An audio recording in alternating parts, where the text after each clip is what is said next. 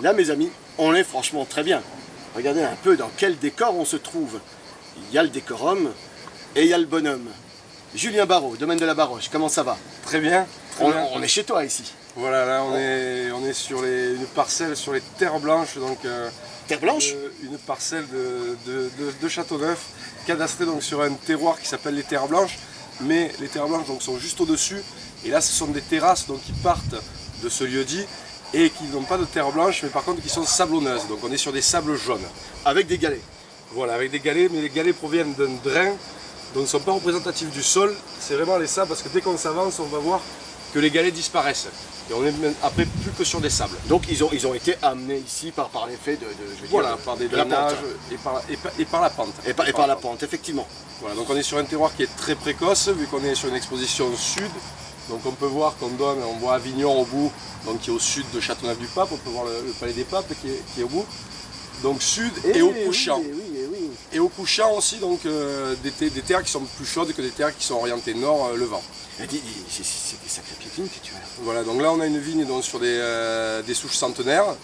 Donc une vigne qui est complantée comme toutes les vignes de Grenache. Donc vous allez avoir 98% de Grenache sur la parcelle, mais 2% d'autres cépages divers et variés. Beaucoup de clairettes rosées, de clairettes blanches. Vous avez des terrets noirs aussi, des vacarès, des counoises, des cinceaux, des mourvèdres, donc parsemés, mais qui représentent une partie anecdotique de la parcelle. Dis-moi Julien, si je regarde bien ton travail ici, il est relativement naturel. Je vois de l'herbe, je vois un beau travail, un sol qui respire bien, qui draine bien. Tu fais un travail de sol, tu travailles comment? Voilà, donc nous on travaille les sols naturellement, c'est-à-dire qu'on va décavaillonner donc en hiver, donc passer avec une machine pour enlever la terre autour des pieds. Derrière on va fignoler donc avec une picole, donc une bêche, pour enlever vraiment la petite partie qu'il reste.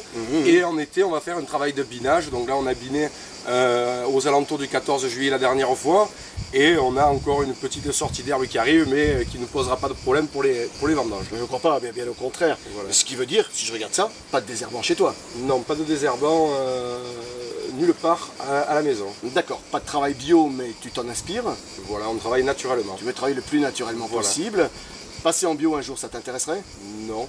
Non, trop de paperasse, trop de contraintes, exactement. Non, on fait tout pour respecter le fruit, pour avoir le meilleur fruit possible. Donc le travail naturel est quasiment obligatoire pour avoir le meilleur fruit possible.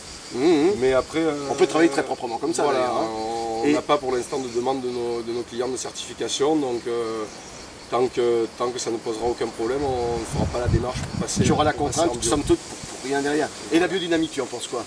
Après on a toujours travaillé plus ou moins avec les astres, enfin la lune surtout en cave. Pour les mises en bouteille, les soutirages. Mais aussi pour la vigne, pour la taille.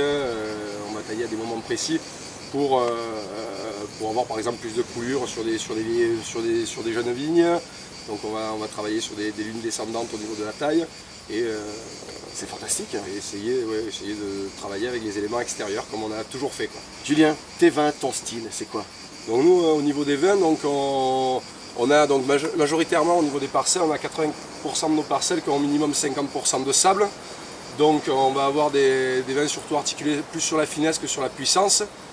On ne pratique pas énormément d'extraction à la cave, donc le plus que l'on fait, ce sont des remontages, donc des techniques d'extraction douce. Donc on va essayer vraiment d'articuler les vins sur la fraîcheur et sur la finesse. Sur le fruit, sur une certaine pureté d'arôme. Voilà, exactement. Bon. On a la bouteille, on a le vigneron, on a les verres, on va chercher un tire-bouchon, qu'est-ce qui va se passer? On va la boire cette bouteille. Allons-y. On est parti. Action, feu. À bientôt.